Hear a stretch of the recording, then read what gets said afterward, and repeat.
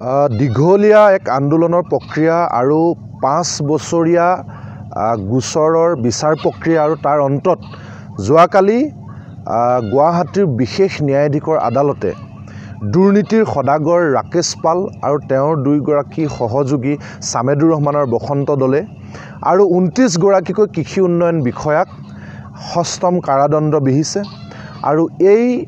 ৰায়ক আমি কৃষক মুক্তি সংগ্ৰাম সমিতিয়ে আদৰণি জনাইছোঁ। আমি সকলোৱে জানো যে এই সময়ত বিভিন্নজনে বিভিন্ন কথা কৈছে। বিভিন্ন কোনোবা এখন চৰকাৰে কংগ্ৰেছ চৰকাৰে ক'ব বিচাৰে যে আমি গোচৰ ৰুজু কৰিছিলোঁ, বিজেপি চৰকাৰে ক'ব বিচাৰে যে আমি গোচৰ প্ৰক্ৰিয়া আগবঢ়াই গ্ৰেপ্তাৰ কৰিছোঁ আৰু বহু ব্যক্তিয়ে বিভিন্ন ধৰণেৰে ক্ৰেডিট ল'বলৈ যোৱা আমি দেখিছোঁ। কিন্তু আমি দেখিছোঁ যে এই গোটেইবিলাক বিষয়ত কিন্তু না কংগ্ৰেছ না বিজেপিৰ না আন ডাঙৰ কথা কৈ থকা বুদ্ধিজীৱী বা আন দল সংগঠনৰ কাৰোবাৰ ক্ৰেডিট আছে বুলি আমি কেতিয়াও দেখাও নাই, আমি কেতিয়াও নাভাবোঁ। কাৰণ ইয়াত মূল আমি ধন্যবাদ জনাব লাগিব আদালতক, আইন প্ৰক্ৰিয়াক, ন্যায় ব্যৱস্থাক আৰু তাতকৈ ডাঙৰ বৃহৎ ভূমিকা গ্ৰহণ কৰিছিলোঁ আমি কৃষক মুক্তি সংগ্ৰাম সমিতিয়ে। অসমৰ সকলো স্তৰৰ ৰাইজে জানে যে 2015 চনত যেতিয়া APSC দুৰ্নীতিৰ ভয়াৱহতা উন্মোচিত হৈছিল, সেই উন্মোচন কৰা মূল সংগঠনটোৱে আছিল কৃষক মুক্তি সংগ্ৰাম সমিতি আৰু তাৰ মূল নেতাগৰাকী আছিলে সন্মানীয় আমাৰ উপদেষ্টা অখিল গগৈ ডাঙৰীয়া। আমি সকলোৱে জানো যে APSC কেলেংকাৰী যে কেৱল কেইগৰাকীমান মেধাৱী ছাত্ৰ ছাত্ৰীৰ ভৱিষ্যতক লৈ, তেওঁলোকৰ শিক্ষা জীৱনক লৈ তেওঁলোকক কৰা অন্যায় নাছিল। APSC কেলেংকাৰীৰ জৰিয়তে যে একাংশ অদক্ষ, অযোগ্য, অকৰ্মণ্য ব্যক্তিয়ে কেৱল ৰাজনৈতিক নেতাসকলৰ ছত্ৰছায়াত বা ৰাজনৈতিক নেতাসকলৰ পুত্ৰ কন্যা অঙহী বঙহী বা ব্যাগুম জাতীয় সংগঠনৰ নেতাৰ অঙহী বঙহী বা একাংশ সাংবাদিকৰ অঙহী বঙহীক যে অযোগ্যতাৰ ভিত্তিটো তেওঁলোকক যে কেৱল ক্ষমতাৰ অপব্যৱহাৰ কৰি ধনৰ বিনিময়ত চাকৰি দিয়াৰ ফলত অসমৰ প্ৰশাসনিক ব্যৱস্থাটোৰ যে বিভিন্ন পদবীত, সেয়া DSP হওক, সেয়া চাৰ্কুল অফিচাৰ হওক বা কৃষি উন্নয়ন বিষয়া হওক, আন প্ৰশাসনীয় পদবীবিলাকত এই অযোগ্য মানুহবিলাকক নিযুক্তি দি গোটেই যে প্ৰশাসন ব্যৱস্থাটো কুঙা কৰি পেলাইছিল, ভয়াৱহ সমাজখনলৈ এটা যে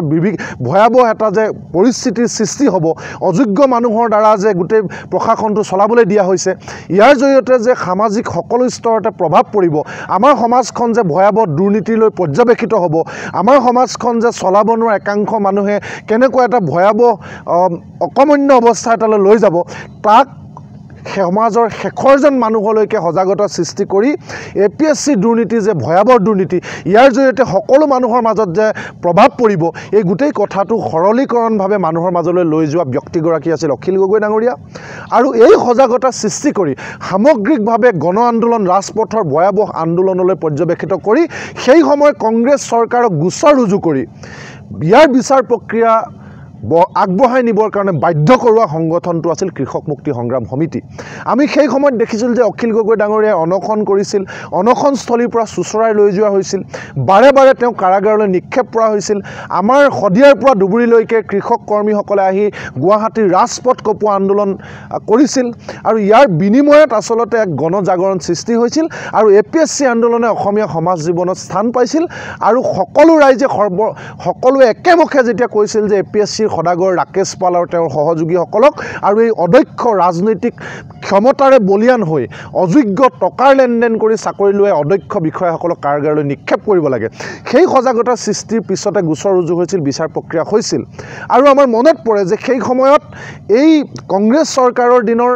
এগৰাকী প্ৰভাৱশালী মন্ত্ৰীৰ নাম বাৰে বাৰে উচ্চাৰিত হৈছিল। আনকি সেই সময়ত তদন্ত প্ৰক্ৰিয়াত তেখেতৰ টেবুলত এখন লিষ্ট পোৱা গৈছিল বুলিও সেই সময়ত সৰ্বত্ৰে চৰ্চা হৈছিলে। আৰু সেই প্ৰভাৱশালী মন্ত্ৰীগৰাকী আজিৰ দিনটোত কোন, তেওঁ কি পদবীত আছে আমি সকলোৱে জানো। আৰু দ্বিতীয়তে সেই সময়ত এই ব্যাপক গণ আন্দোলনত টু শব্দ এটা উচ্চাৰণ নকৰা অসমৰ ব্যাগুম ছাত্ৰ সংগঠন, জাতীয় সংগঠনৰ মুৰব্বী নেতাৰো সেই সময়ৰ ৰাকেশ পালৰ সৈতে ঘনিষ্ঠ অন্তৰংগ মুহূৰ্তৰ ফটো বাতৰি কাগজ আৰু টিভি আৰু ছ'চিয়েল মিডিয়াত প্ৰকাশ পাইছিলে।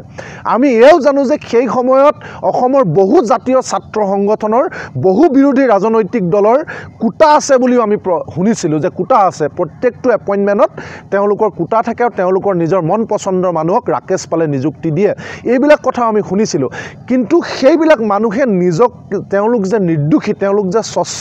সেই অভিযুক্ত জাতীয় সংগঠনৰ ব্যাগুম সংগঠনৰ বা বিৰোধী ৰাজনৈতিক নেতাসকলে যে এই দুৰ্নীতিৰ লগত জড়িত নাই তাক প্ৰমাণ কৰিবৰ কাৰণে তেওঁলোকে কিন্তু কোনোদিন আন্দোলনতো অংশগ্ৰহণ কৰা নাছিল তেওঁলোকে এই কেলেংকাৰীৰ বিৰুদ্ধে টু শব্দ এটাও কোৱা নাছিলে আৰু আনকি সেই সময়ৰ বিৰোধী বিজেপিয়েও কোনো নেতাই কিন্তু এপিএছচি আন্দোলনত অংশগ্ৰহণ কৰা নাছিলে সেই সময়ত একমাত্ৰ কেৱল কৃষক মুক্তি সংগ্ৰাম সমিতিয়ে এই আন্দোলনক সমাজৰ সৰ্বতো প্ৰকাৰে সকলো শ্ৰেণীৰ মানুহৰ মাজলৈকে লৈ গৈছিল আৰু সকলো মানুহকে সজাগতা সৃষ্টি কৰি এপিএছচি আন্দোলনৰ বিৰুদ্ধে ব্যাপক গণসংগ্ৰাম গঢ়ি তুলিছিল আৰু সেই সময়ত আটাইতকৈ নিৰ্যাতিত ব্যক্তিগৰাকী আছিল আন্দোলনজীৱী বুলি সহা ব্যক্তিগৰাকী আছিল আন্দোলনৰ বাদে একো চিনি নাপায় বুলি কোৱা বিভিন্ন ধৰণে তুচ্ছ তাচ্ছিল্য কৰা ব্যক্তিগৰাকী আছিল সেই সময়ত যাক মোটামুটি আন্দোলনজীৱী বুলি হাঁহিছিল সেই ব্যক্তিগৰাকী আন্দোলনকাৰীগৰাকী আছিল অখিল গগৈ ডাঙৰীয়া গতিকে আমি কৃষক মুক্তি সংগ্ৰাম সমিতি আজি আনুষ্ঠানিকভাৱে আমি যদিও কৃষক মুক্তি সংগ্ৰাম সমিতি বেনাৰত হৈছিল আপোনালোক সকলোৱে জানে কিন্তু সেই সময়ত গোটেই আন্দোলনটোৰ নক্সা তৈয়াৰ কৰিছিল আন্দোলনটোৰ সন্মুখৰ পৰা নেতৃত্ব দিছিল অখিল গগৈ ডাঙৰীয়া তেখেত আমাৰ আজি উপদেষ্টা তেখেতক আমি ধন্যবাদ আৰু কৃতজ্ঞতা জনাইছোঁ আৰু দ্বিতীয়তে আমি কৃষক মুক্তি সংগ্ৰাম সমিতি প্ৰতিগৰাকী ব্যক্তি যিসকল সদস্য কৰ্মীয়ে ৰাজপথত মাৰ খাইছিল এপিএছচি আন্দোলনৰ সময়ত জেললৈ গৈছিল বা এপিএছচি আন্দোলনক বিভিন্ন প্ৰকাৰে বাহিৰৰ পৰা যিবিলাক মানুহে আমাক বিভিন্ন ধৰণে সহযোগিতা আগবঢ়াইছিল সকলোকে আমি ধন্যবাদ আৰু কৃতজ্ঞতা জ্ঞাপন কৰিছোঁ আৰু আমি আদালতে যে এটা এক্সাম্পল সেট কৰি এই ধৰণে দুৰ্নীতিগ্ৰস্ত মানুহ আজিৰ দিনটোতো যিবিলাকে ৰাজনৈতিক ক্ষমতা অপব্যৱহাৰ কৰি দুৰ্নীতি কৰি আছে তেওঁলোকলৈ এটা যে হকিয়নি যে দুৰ্নীতি কৰি কোনো মানুহ হাৰি নাযায় এদিন নহয় এদিন তেওঁলোকে জেলৰ ভাত খাব লাগিব